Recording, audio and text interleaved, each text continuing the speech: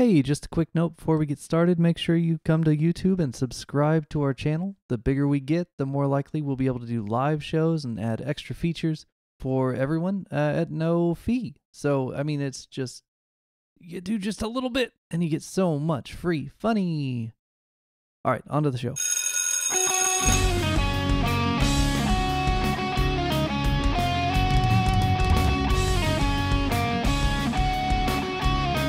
It's the Remedial Field Class Podcast. Travis and George and Dan. Through the Remedial Field Class Podcast. Take your seat. It's time to begin.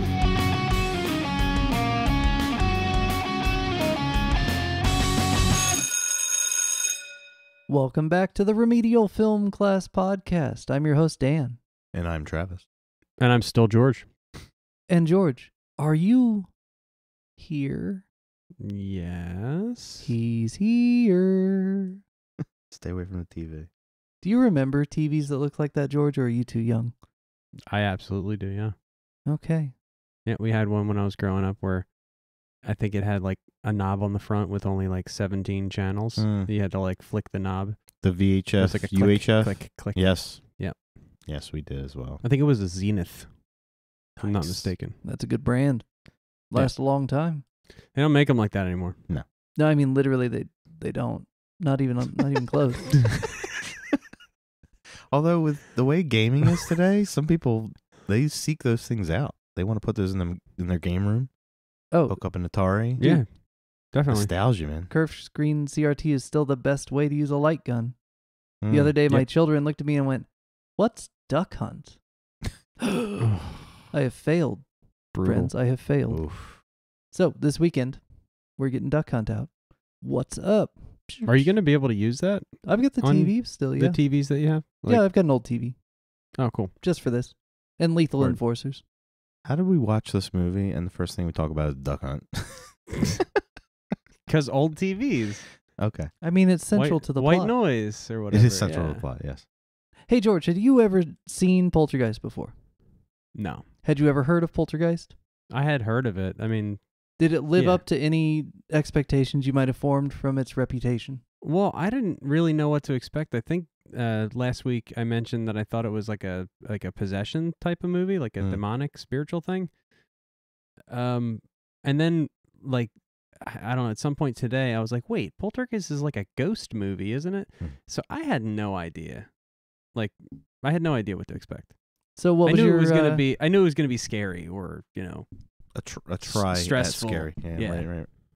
So right off the bat, what's your initial impression? What is it? What kind of feels did it leave you with? Nah, it sucked, dude. Oh, No, okay, it's fine. cool. It did. Okay, good night. Yeah, all right, cool. No, it was for the first I guess hour of the movie, I was kind of like sitting there all like stressed out. You know what I mean? Like you're supposed to. Oh, not stressed out because you hated it? And you No, want to tell no, us? no, Okay, no. that's good. Like stressed out because the movie was like trying to give you anxiety. Like that's Yeah. what it was trying to do. And so it was working. And then the last 20 minutes or so, it kind of lost me. Okay. I was like, meh. Hmm. This isn't stressful or scary anymore. You know, Interesting. like curveball. I think, yeah, it was weird. Like when the bodies started coming out of the ground, Mhm. I was like, oh man. Like that was like too much. Yeah, like I didn't want it to be like physically scary. I wanted it to stay, in the realm. Tree ate a fucking kid though. You know, So you were cool with that? The tree did eat a The kid. tree tried to eat the kid. Yeah. Although, did that really happen? I don't know. That's what I was thinking when it was happening. as Because well. that's what my son was saying. He's like, wait, that's going to eat. I'm like, because I always felt the tree was kind of on the same level as the guy peeling his own face off. Like, was that implicated by the spirits that this is what's happening and it really wasn't happening and it just felt real? Bullshit, man. Or did it really happen? Did the tree actually really pull the kid out and eat him? Dan's going to say the tree pulled him out and ate him. Yeah, I mean, But it, personally, I always want to think that tree didn't really happen, and it was kind of a. do you personally want to think that because you love this movie and you wish it didn't do that? I always had a problem with that Yeah, because it's okay. Yeah, the Yeah. whole movie. I love this movie. It's one of my favorite horror movies because it hits every age. When you're a Yeah. kid, it hits all your fears when you were a kid. You know, the creepy tree, losing your parents, being lost, disappearing, like all these things you would worry about. The creepy clown, like all these things you would worry about as a child, and then it also hits all your worries as an adult. It hits all your worries as a parent. To me, it hits all those marks. So that's why. And actually, as I got older and now that I have kids, I appreciate it even more because now I'm feeling it through the eyes of the parents. When I was a kid, I was feeling it through the eyes of Robbie, and I was like seeing it on his level. So as a parent, that I never even thought of the gravity of your child being sucked basically out of your hands, like gone. So to me, that makes it scary too, and then the mortality question too. Like that was the thing that was most unsettling for me. Like what's that? when they were talking about, what happens when you die and how like, these things don't even know that they're dead and they don't know to go to the light. Right. They don't know that there's, that's what they're supposed to do. And like, I just want to go to the light, man. Like, I want to know I'm dead. But they're displaced. Yeah, but they don't know they're dead, apparently. Right. well, a wise allegedly. George said last week that dead people don't realize they're dead. Did I? Yeah. I don't know if anybody knows that they're dead. Did Yeah. I really? You did? Those exact words. I don't know if anybody knows that they're dead. Well, because they don't know anything. Right. Because they're dead. Because they're dead. Now, you remove the coffins coming out of the ground. Do you still have the same comment? Because everything else About what? about the ending. Because I think the whole false ending was cool. The Scooby-Doo ending. The ending, then the ending. I paused it to make sure it wasn't the end. I was like, that better not be the fucking end. Right. But that's a good rope-a-dope because you're not really. I mean, you're kind of expecting something to happen because they haven't gone to credits yet. Definitely. But you don't know because she said the house is clean. So it's like, right. what's going to happen? Yeah, she said the house is clean. And then I checked to see how much longer the movie was, and it was another 20 minutes. I was like, nah, the house is not clean. I always took it as Tangia. Was it Tangia? Is that her name? Tangia? The medium.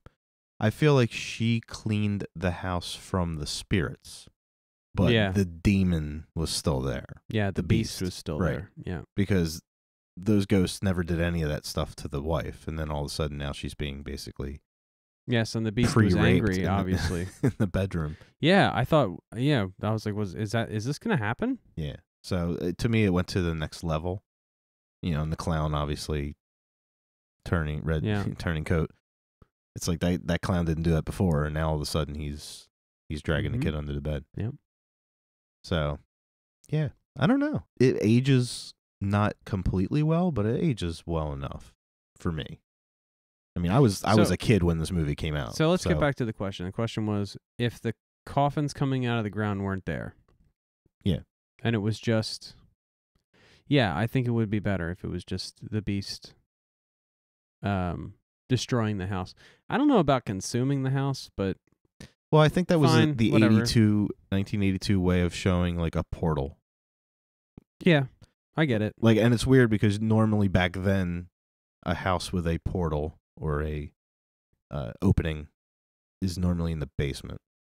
It's usually like a well in the basement or something that's in the basement. Most houses that are haunted or possessed, there's something with the basement, but these houses didn't have basements, so they had to do the basically the portal in the middle of the yard kind of thing, which was weird. But it didn't bother me so much. Just that one. I once the bodies in the pool were fine because that made sense. But once the coffins started pushing up and stuff, I'm like, that always bothered me. It turned into like I don't know if I like I I don't even like the bodies in the pool. If it was, but it made sense because he moved the headstones but never moved the bodies. So once they Yeah, that should have been revealed with, we're digging up the pool today. Oh my God, I'm hitting Right. coffins. And that's how they find out, he you don't removed get the cool reveal on the real dead bodies. Yeah, Because they were real corpses, by the way. I didn't want They that. were. They were real bodies. Stop it, really? Yeah. They borrowed them from the Return of the Living Dead set. Yeah. Thawed them out. Threw them in the water. Made some tea out of bodies. Body tea. Body tea. I don't know. The lore is that they are cadavers.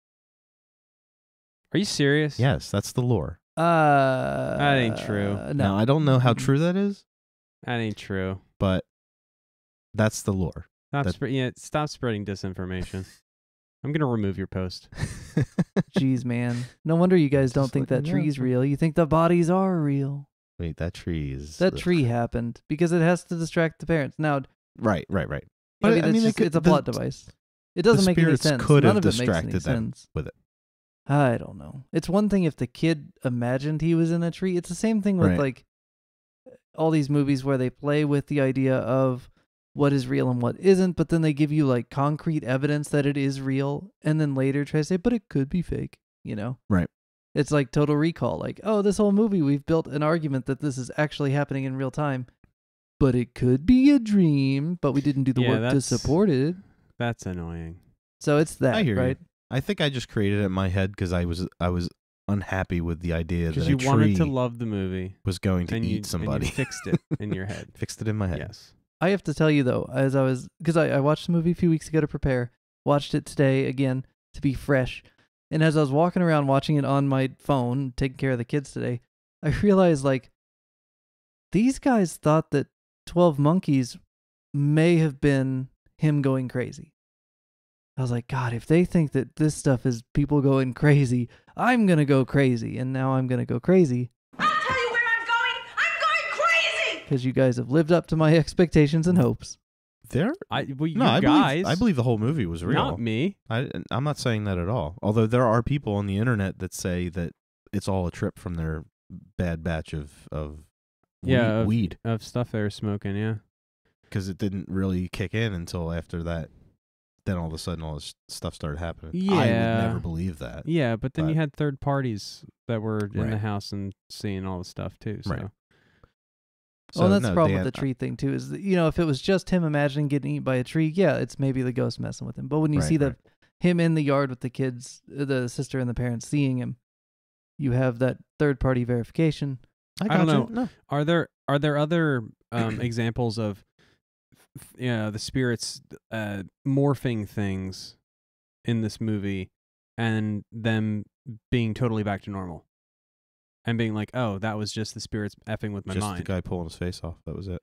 And there's no third party, right? Nobody sees him pull his Right, gross face right. off. So that can could have been in his excuse mind. Well, that. he sees the steak sliding across the counter.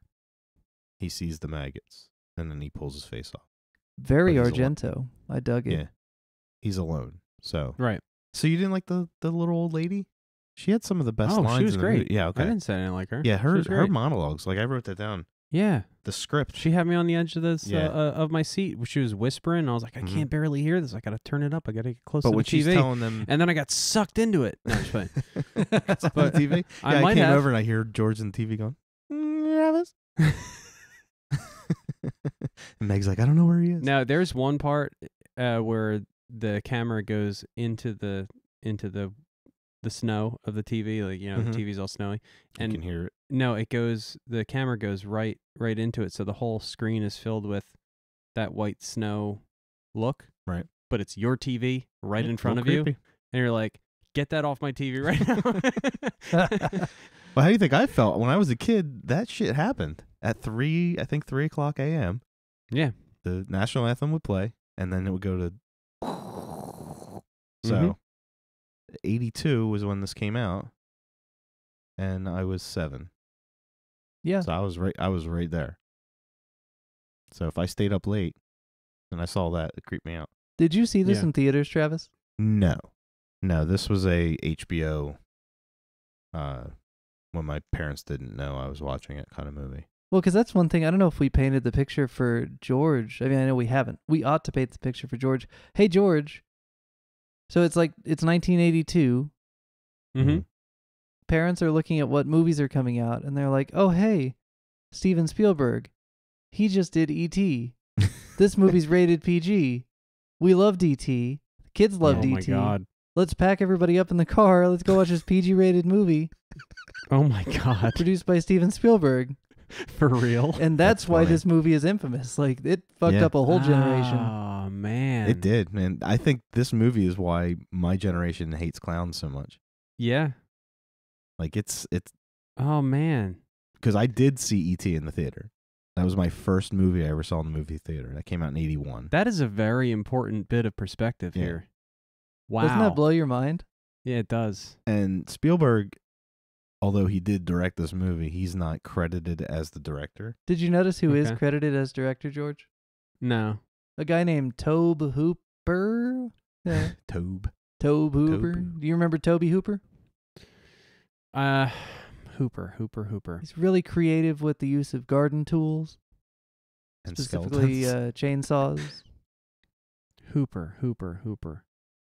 massacres, Garden tools and chain skulls. massacres involving chainsaws in Texas. Massacres Leather, in Texas. leather faces. I'm drawing a blank, guys. Holy crap. No, I'm just playing. Yeah, I got you. I'm following. But yeah, Yeah, that guy so- directed this movie, supposedly, Somewhat. a little bit. I'm watching this movie, and it's basically happening on the other side of the neighborhood that E.T. is happening. Like it's the same universe. I want somebody to basically make a movie where Goonies, E.T., and this movie are all happening in the same neighborhood because they all have the same feel.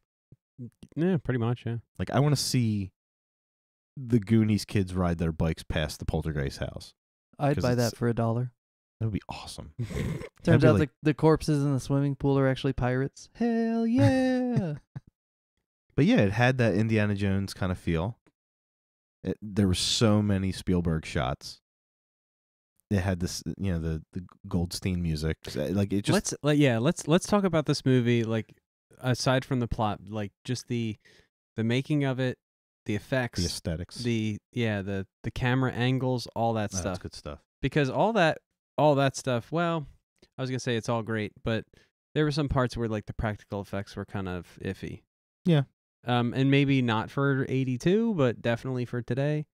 I Like think what? maybe. Well, obviously the ghost stuff was clearly aged or what do you call it? Dated. I disagree. Like the hand, like it almost had like a Disney animated. Yeah, it's like feel, rotoscoped on top of the film. Yeah. I like it though. I think I like it that's too. charming. No, yeah, I liked all the. I mean, I would call it CGI, but I know it's not CGI. It's different. Yeah. But the ILM. special effects, Special or effects, whatever, I thought they were pretty good. Mhm. It was like the practical stuff, like when the guy starts peeling off his Mhm. face, You or can whatever. see At it's some real point, hands in front of a dummy. yeah, at some point you're like, his neck goes away, and like Mhm. his head isn't in exactly the right spot anymore, and I'm like, that head does not belong to that torso, and I can tell. Yeah. You know what I mean?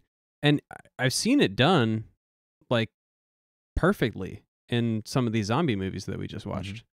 So I was kind of disappointed when I was like, oh, that doesn't even look like his head is on his torso. Right. That I sucks. kind of wish they would have done what they did in Raiders of the Lost Ark, where they made the face out of wax and then melted it on screen. Like all the wax with the color and everything. So when it melted, you could see the levels. Yeah. But they wanted to peel instead of melt. Right. So yeah, I mean, they were primed for melting. yeah, Like when he splashes his face, and it's like, it seems as though that splashing with the water is what, activated whatever this was that was happening. right. So it was primed for melting. Just melt the guy's face off.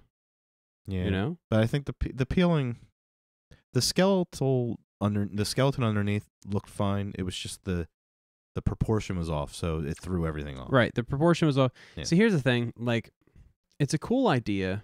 I don't know that it really adds much to the movie. Like, does it even really need to be there? Well, they did it to. I mean, I guess they could have just had him scared to the point where he didn't want to come back, but they Yeah. wanted to really freak him out. He got bit. He peeled his own face. Like, he didn't Yeah. come back. But like, I don't know, it didn't need to be there.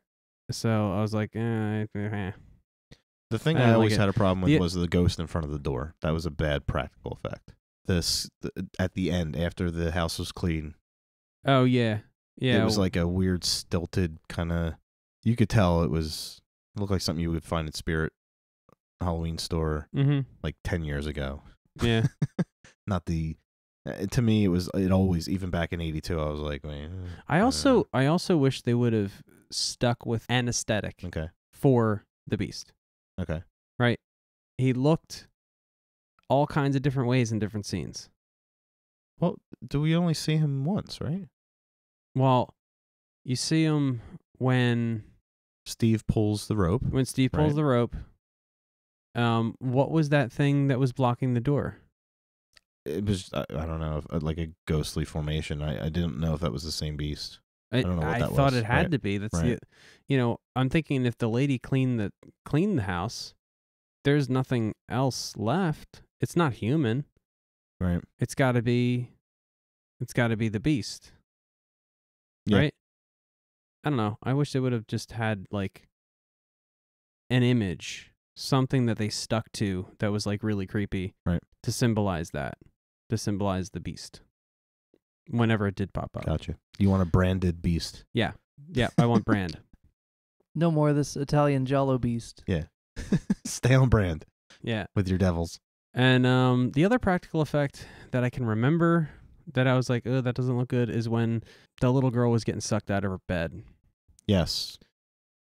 Did you notice that she's not holding on the headboard when she's pulled? And But then she then has headboard in her hand The when she's dummy going into yeah. the closet had headboard in her hand. Yeah. So that bothered me. But other than Yeah. that, it was fine. Picking She was on good. children for their behavior in the movies. Very No, rough. that's just Tough the director. critics. Tough critics. That's just the director not paying attention to the detail. Hey, Steven But Spielberg. Oh, wait. Toby Yeah. Hooper. Isn't Well, he was trekking back and forth from two sets, so I can't fault him too much. And she was so good in this movie. the little girl? Yeah. Yeah, she was fantastic. What's her first name? I know her last name is O'Rourke. Heather O'Rourke. I remember watching, and now having a daughter at that age, because Vienna's going to be 4. I did nothing but see my daughter in that part, like just her mannerisms when they're at the kitchen table, Same. and they're bantering back and forth. Like that's every morning in my house. So Yeah, same. like, just to hear that it hit hard home. I'm sitting there going, oh man. And then I remember the times where my middle son would tell me stuff like, I went up to hug you and you turned and you had no face.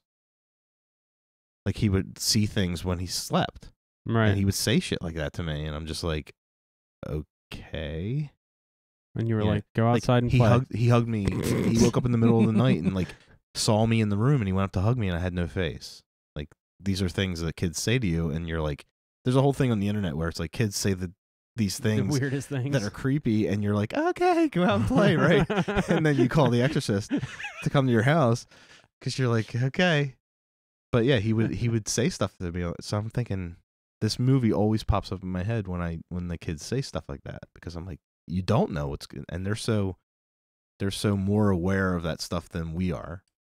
Yeah. Same thing with animals. They see and hear things way before we feel it. So yeah, I mean the realism there is there. Yeah, some of the practicals aren't, but the characters to me are so real.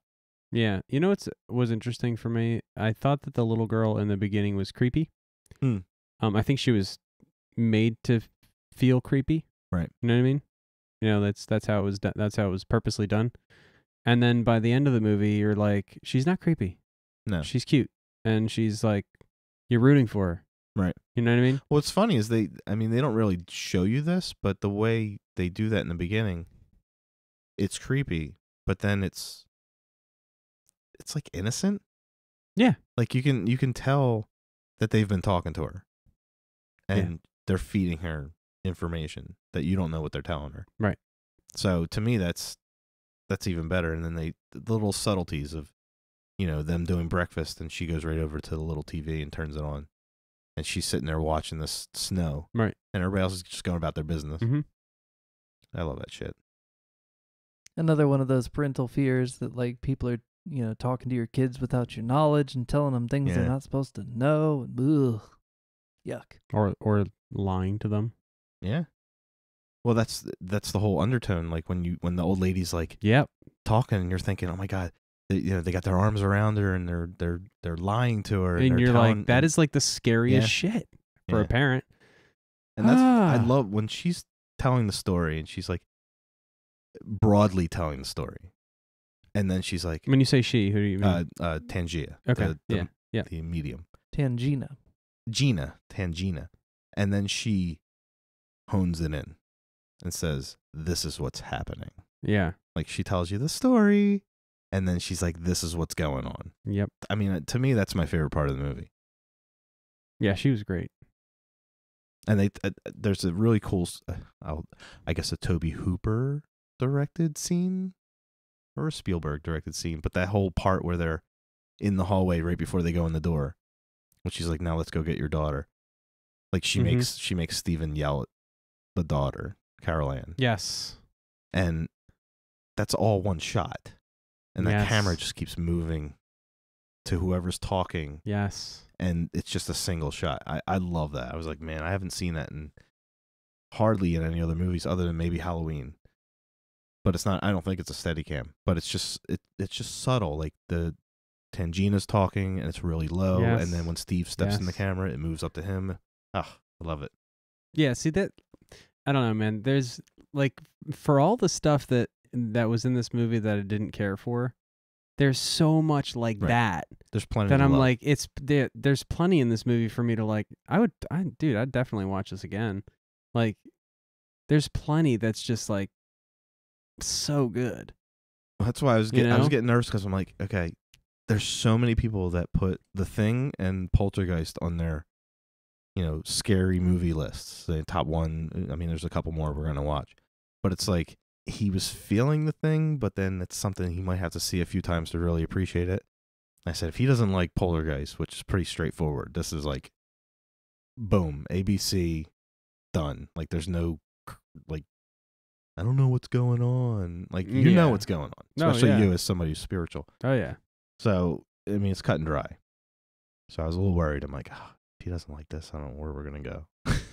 Yeah, no, I don't know. I think like if I just kind of like I de-George myself Mm. and like just watch the movie for what it is and get my practical brain out of my head for a while. It's a good movie. And like the first watch, like we're hitting you on the first watch. Like movie like this becomes something you love. It's not. Sure. There's probably a lot of people that left the theater when this came out and they were like, "What the hell did I just watch?" Like you did with The Thing. What did I just watch? Yeah, definitely with that. And you put on top of that what Dan was saying that people. It's just like everybody that went to see E.T. Now they went to go see this because it's Spielberg, and they were. It's the same thing with Raiders of the Lost Ark. Like you see that and you're like, okay, there's people's faces melting off. There's like all these things happening in this movie. I'm like, I just thought it was maybe a Star Wars type movie, but no, it's a little bit more supernatural. Like I always say, like monsters don't scare me. Killers don't scare me because most of that stuff is not going to happen. Minus Maybe Buffalo that's why Bill. the last 20 minutes seemed, like meh to me. Right. Because like, dead bodies in coffins. Although they kind of.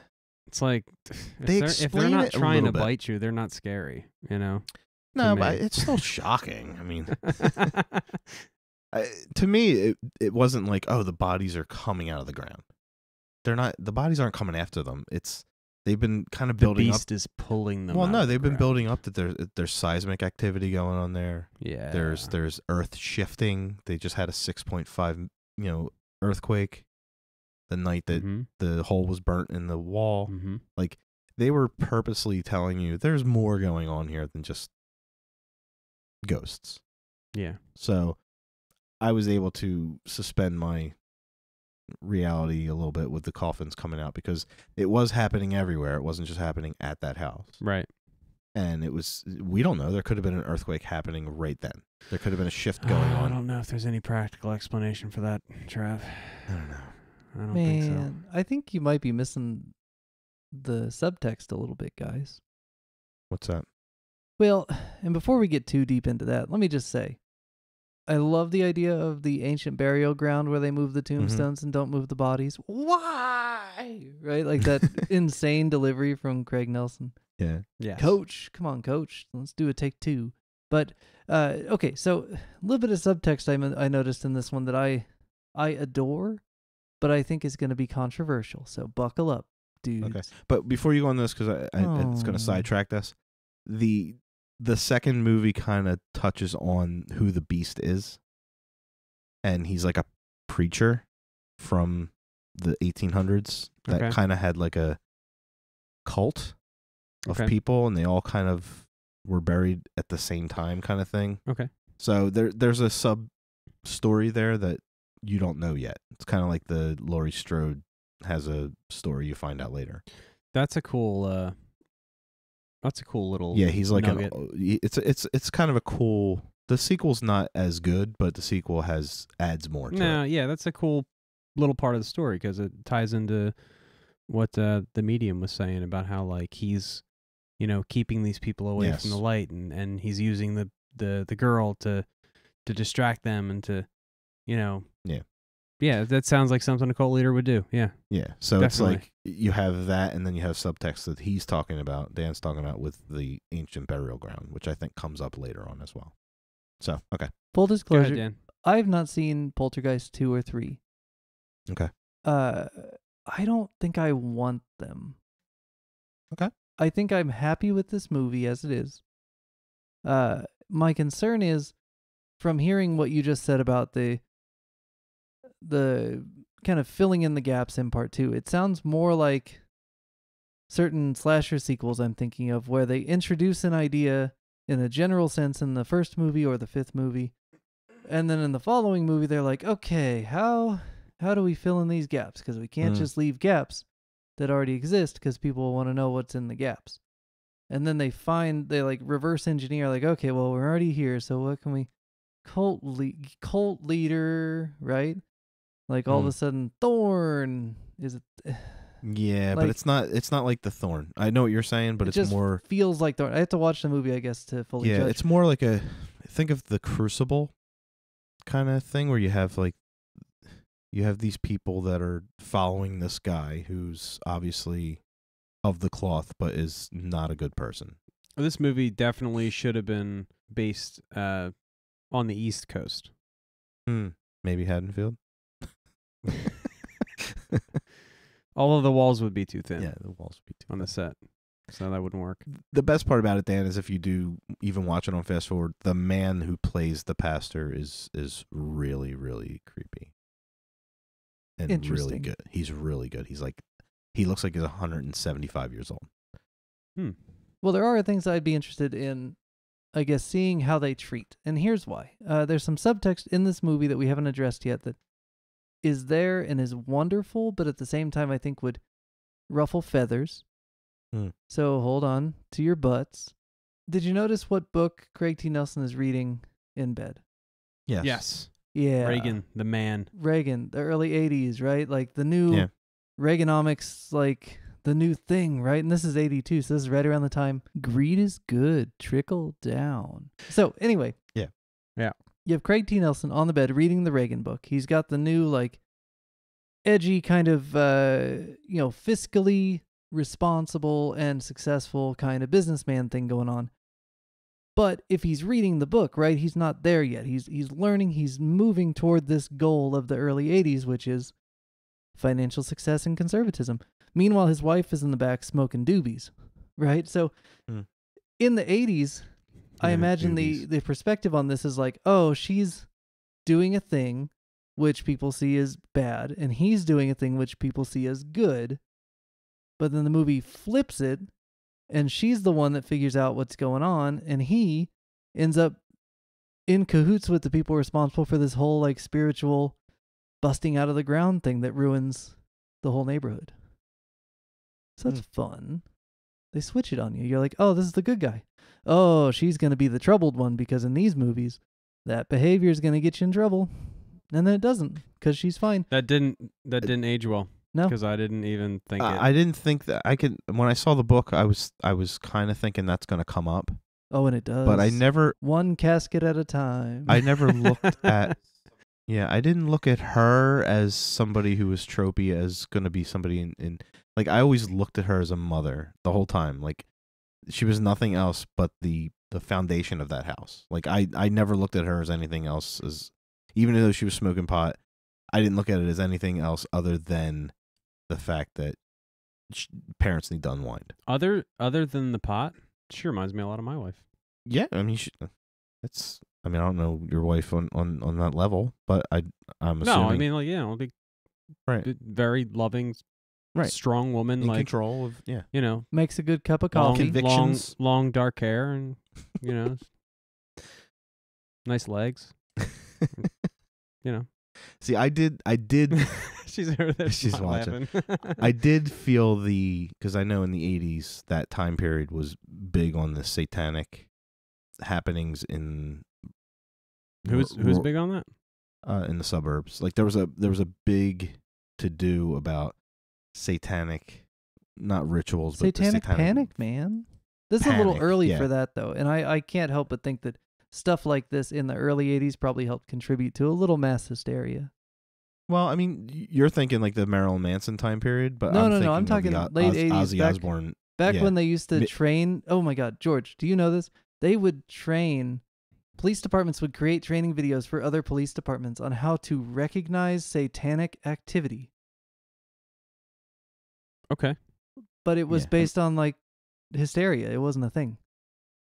I mean, it goes Yeah, back to well, the yeah. early 80s, like even like Black Sabbath era. Like it was a big thing in the evangelical. You know, everything was satanic. Yeah, I Everything. think I recall. I think I recall a lot of that just from like my music history. I don't mean like music history, but like, you know, what I know of the 80s. like even early Wasn't Metallica. wasn't like Tipper Gore a big? Yeah, but that's the 90s. That was the 90s. Yeah, okay. that was the 90s. But there was many periods of that. Like I would say it's probably 35, 40 years total where it was a big thing. Where Well, it there was- was all the stuff in the '70s where it was like, if you play Right. the record backwards, the devil speaks to your children. yeah, And then they buy so lunch boxes with painted faces on them. yeah, Kiss. So it's like it's been that mentality's been around for a while. So I always looked at it as this is the suburbs basically being infiltrated by the beast. Like it was Yes. Yeah. even that layout of the neighborhood looks like a cemetery. Like all the Yeah. houses, it's Yeah. like plots. Mhm. So those things I was picking up on. The Reaganomics lost. I even though I know what that is, I wasn't even thinking that. No, even though I- I saw the book. Well, I mean, Yeah, if you I imagine, saw it. like in kind of a not so subtle but kind of ham-fisted way, it's like, you know, on the burial ground, like upon the corpses of our, you know, misdeeds, we've built this entire neighborhood, right? We're all living on top of the corpses of our misdeeds, and now it's like coming to bite us in the butt, man. Yeah, what Dan is saying, I definitely saw. I knew that the Reagan book was there for a reason. Yeah. it was Absolutely. too much in your face to not be, and I just thought of it as like he's an executive in this real estate Right. business. I read it as the same You thing. know? Like here's a guy who works in the real estate business. They're basically building houses faster than they can sell them. Mm-hmm. And his boss is such a No, they're selling houses fast so Right. they can build them. Were they? Because he seemed to be just showing houses, and everybody's going, well, I don't know. But it's he kinda sold small. 70% of the But neighborhood. he sold a lot of blah, houses, blah, but I blah. don't know. Okay, so they're selling houses faster than they can build them, and his boss is living on the hog, and he's not taking care of the people underneath him. Like I was reading that. Literally. Literally. Right. Literally. I was reading that commentary on the 80s capitalism. Oh yeah, man. And it's More not just than- Reagan, but he gets to be the figurehead of all these Right. things because of the times. But But then again, like it was the growth after the Carter administration, which was basically death of economy for a while. So it's like dead, living, dead. It's fluctuation up and Kind down. of how economies. Right. So go. it's like it just depends on who's in office and who can say it was this guy's fault. Well, and it's interesting Yeah. timing with the emergence and kind of unification of the new evangelical right behind Reagan. Right. And now you've got the demon and the beast. It's interesting. But I mean, you got to have that even if you're not making a political statement. If you're telling a story about I don't want to say a ghost story because it's more than a ghost story. Mhm.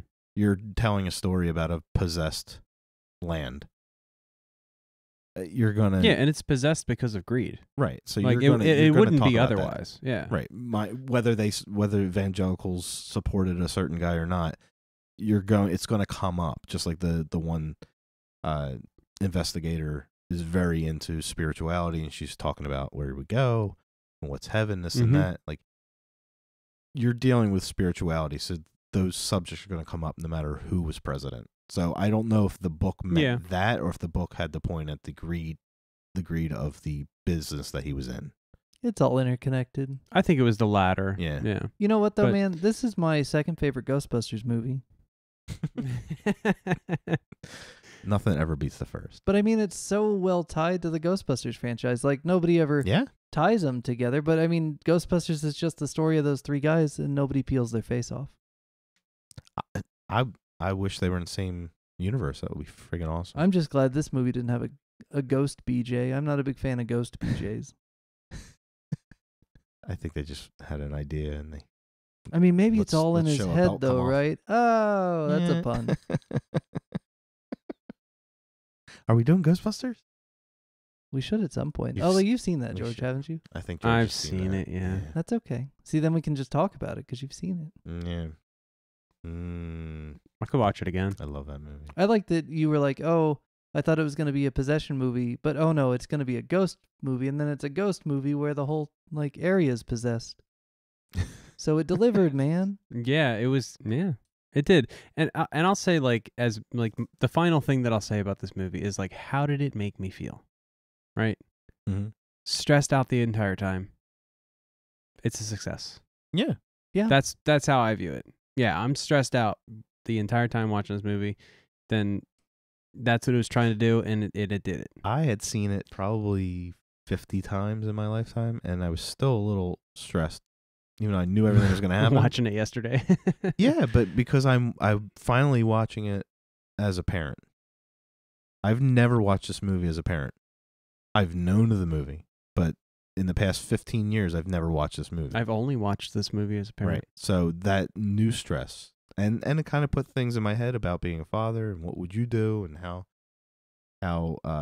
you have to be, obviously it's cliche, but how strong can you be for your family in that situation? Like it was weird watching the movie as a parent, even though I've seen it so many times as a non-parent. Yeah. It's like a new movie for me. Yeah. And that scene at the end where he puts that TV out in the front and he's like, no, I'm done. That's That's so good. something I would do. I'd be like, Yeah. not only would I put it outside the room, but that shit would have hit the ground. I would have thrown it Yep. over. I don't even want it at my door. Yeah. Get this out of here. Dan, did you notice the room number? I didn't know. What is it? I found out. Well, I knew this a long time ago. Somebody pointed it out. The TV at the very beginning shows it's 2:37 in the morning. When it goes off. When it plays Yeah. a certain song. Yeah, and when she comes downstairs and she starts talking to TV. That's the room number in The Shining. So when we watch The Shining, it's going to be... apparently there's a lot of Kubrick references in I this can't movie. wait to watch The Shining. So it's like... and I had never known that, but I remember somebody saying it, and then I heard it. I was reading something, and they mentioned that room, and I was like, oh, that's right. It's 2:37 in the morning. So it's like... how many other things happen in this movie for a reason that you didn't ever look at it as a reason? Yeah. So it's always good to watch these movies over and over again because I never knew that. So it's room 237. Room 230, not at the end. Not the motel. Oh, but I thought we were the asking TV what room. Hold on. What's the room number in the motel? I gotta know. The next door room number I think was 211, so it had to be what 209 209 or 213. Dun dun dun. I think that's what I saw because I actually looked at the room number for some reason. Might be a think the tangential two- relation or reference to Friday the 13th Part 2, which came out right around this time. No, probably not. I think the 217 is there. I think that means something. Give me with the Shining give me the as well. controller. I'm gonna rewind it because I still have the movie up on Here's the the TV. movie up. I want to see what the room number is. From what I heard, the 237 is the room number in The Shining, and 217, which is when they're pulling away from the room. All right, so 211, 213. So this has to be 209. But the room in Stephen King's book is 217, not 237. Interesting. So you can't really make out their door, but as it slides down the hall from their room, you get 211 and then 213. So that makes their room 209. Holiday Inn, man, they've rebranded well lately. Like, yeah, they sure have, haven't Yeah, they? Man. this looks like this is like a roadside. Looks like a Vegas strip sign. Yeah, we don't talk enough about Holiday Inn's improvements. So They great really job, have. Holiday Inn. Yep, great job. So did Maybe Cheetos. we should reach out to them and see if they want to Yeah. sponsor us. Ooh. Cheetos did too, because that Yeah. bag was not appetizing. There was a lot of good product placement in this Yeah. movie and very boring packaging. I kept Yeah. being distracted by that. Still delicious, though. It almost reminded me of Wayne's World when he was like, Yes. Doritos. Yeah. It's just so sad when people only do things because they get paid. Exactly. The other funny thing, my son asked me, "Do remotes really do that?" And I was like, "Yeah, They we- used to. No. Yeah, they I used get to. No. We used to have a Gerald cable remote that we could turn the channel on the house behind us. See, you could turn the channel, but like all they would have to do is, I don't know. That scene frustrated me because it was such like a.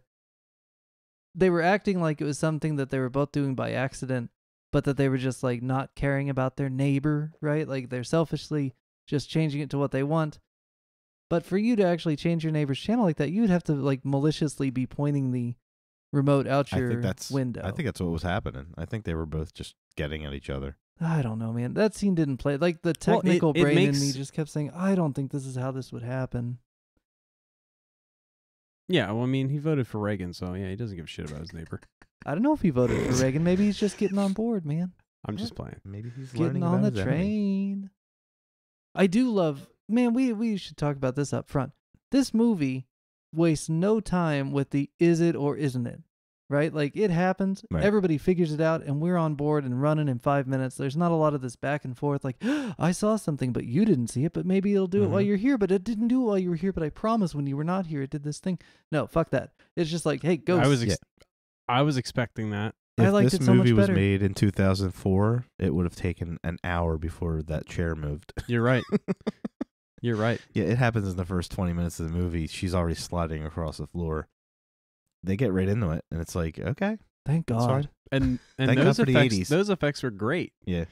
That's I mean, like, you know, with the chairs being out and she pushed them all in and then she turns around and turns around again and they're stacked up on Mhm. the table. Is like, you didn't expect stacked up on the table. It was a Well, really that good happens in cut the s- too. I mean, they nail Yeah. that shot in such a way that it's just like, way to go, Steven And Toby. Hooper. Shyamalan pays homage to that in The Sixth Sense because the mom is constantly complaining about drawers and stuff being left open. Yep. And then she closes everything, I mean, obviously through different movie magic, she basically a split second goes by. She comes out of the fridge and everything's open again. Yeah. Like you can tell this took a little bit of time. They wanted the full shot. They didn't want to edit any Right. cuts. So yeah, Shyamalan totally was like, you know what, I'm going to do my my version of that scene. It was great. And it's great because her reaction is just like Joe Beth Williams. Like it's like a holy shit moment where we all have that moment because you weren't expecting that. Even though you No. know it's Poltergeist, you thought it was going to take forever to get to that point. No, yep. And also I thought, you know, the chairs would just be out again. Right. No, the chairs are stacked They're up on the stacked. table beautifully, like it like a piece of art. It's like, what the Yeah. There's and a then it's design exciting. to it, man. It's intelligently designed. Yeah. Man. And then Although I appreciated her attitude about it. yeah, well, like, she's kind of a because- hippie chick. She was like freaked out. But Like she was excited about no, it. right. But she was, you know, when she was talking to her daughter, right, who was just staring at the white noise on the TV. And she's asking her about, like, can you see the TV people? Blah, blah, blah. Like, she's concerned. She's kind of freaked out a little bit. And then she sees that, and she's like, she's freaked out at first, but then she's like, well, this is harmless. I think she was relieved that her daughter wasn't insane. Yes. Yeah. Like, because she was asking her when she was interrogating her, she's like, when you said they're here, like, what did you mean? And then by the end of that scene, she's on board. She's like, okay, they're here. We're both saying this, and my daughter's not insane. Yeah. Robbie's a little insane because trees are eating him. And if you notice, remember when she said to her husband, to be open-minded, right? Like you used to be. Used to be. Yes. Yeah. Yep. That's what happens. He's on an arc, man. Even before the movie starts, it's really definitely. It's a well-crafted film, much like Texas Chainsaw Massacre 2, right? Definitely a Tobe Hooper kind of thing. The other cool thing I noticed was when you think of a ghost story, you automatically, like a ghost haunting, you automatically think of an old house. Yeah. Generally, yeah. And with this, it's a brand new neighborhood, a brand new house. Yeah, no one's died there yet. Right. There's that no, you know of. 150-year-old, town lore about this house and how many people died there, and the creepy well in the basement. Like it's a brand new house. It's funny. I was telling Meg towards the end of the movie, I was like, this is like my biggest fear, that like we finally buy a house and it ends up being like this. It ends up eating us. Like this, like a combination of this movie and Money Pit. Yeah. No, that sounds about like homeownership, really. Yeah, it is basically like it's like, what is it? Tangina says, it plays into your fears. It knows what scares you. It has from the very beginning. So that's what's more scary as a homeowner than the closet eating your child. Like I don't know. I never thought of that, but yeah, even like the small things as a homeowner. So I'm gonna be able to watch this movie as a renter, and then as a homeowner, right? And it's gonna hit completely different for me. Totally different. That's funny. But yeah, it kind of also plays into the same thing that Halloween does, where you think you're safe, you're in a neighborhood. Yeah. And Halloween does it.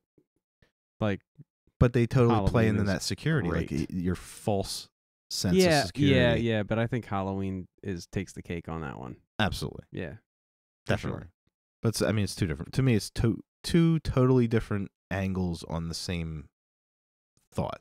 Yeah. You could live in the city and be susceptible to being robbed, being followed, whatever it is that happens in the city life. Right. Oh, my car is gone, or here goes another guy trying to get money from me, or this and that, or just the congestion and the noise and all that stuff. Mm-hmm. Yeah. And you're in the suburbs, and you're supposed to be safe from that. Your neighbors, you know their names, you cook out with them.